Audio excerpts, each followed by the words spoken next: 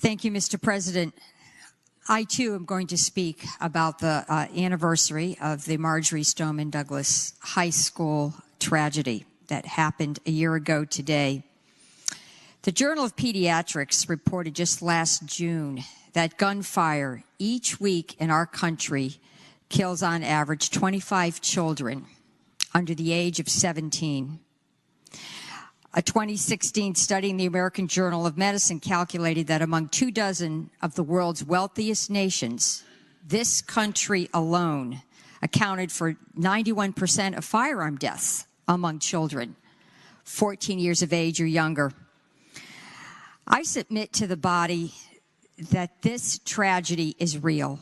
It could happen to one of our children. It does happen to our friends, our neighbors, and I believe every child is a child of ours.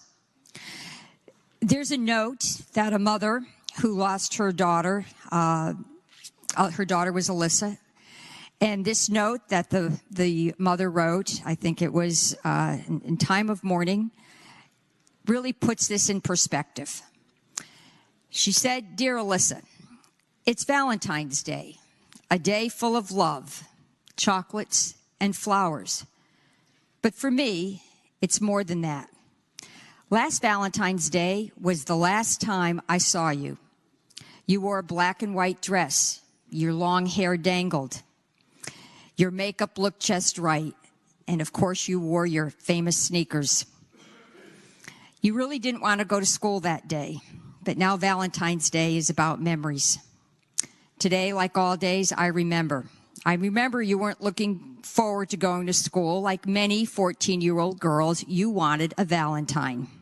And you were disappointed that you didn't receive one.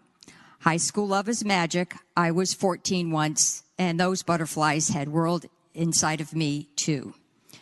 I wanted that for you. I remember the golden gift bag you gave me that morning. It held a pair of diamond earrings to make you feel pretty and a chocolate bar to make you smile, and hair ties so you wouldn't ask for mine. I touched your ears, putting the stems of those earrings through your lobes. You said you were ready to go to school. You opened the car door and said, "I love you." I said, "I love you too." It was the last time I saw you alive. A year has been a long time without you. So much has happened, and I want to tell you, I watched your brothers miss you terribly. They want you to know they miss fighting with you. They say, "Thank you for convincing Dad to get unlimited Wi-Fi." Dad fights for you every day. He's your voice. Ladies and gentlemen, we have to join this dad. We have to step up. We have to accept our responsibility. We're not going to stop every gun violence in the country. We know that. We're not going to stop every tragic accident. But we have to do better than what we're doing. We have to be able to say to our children, you're going to be safe when you go to school, when you go to a movie theater, when you go out to the drugstore. We have to reach a point where there's some balance in our society, where there's a respect for the rights of responsible gun ownership, and it's also balanced with the need for public safety. This is our country. These are our children. This is our future. It is time for us to act responsibly. Thank you, Mr. President. Thank you, colleagues.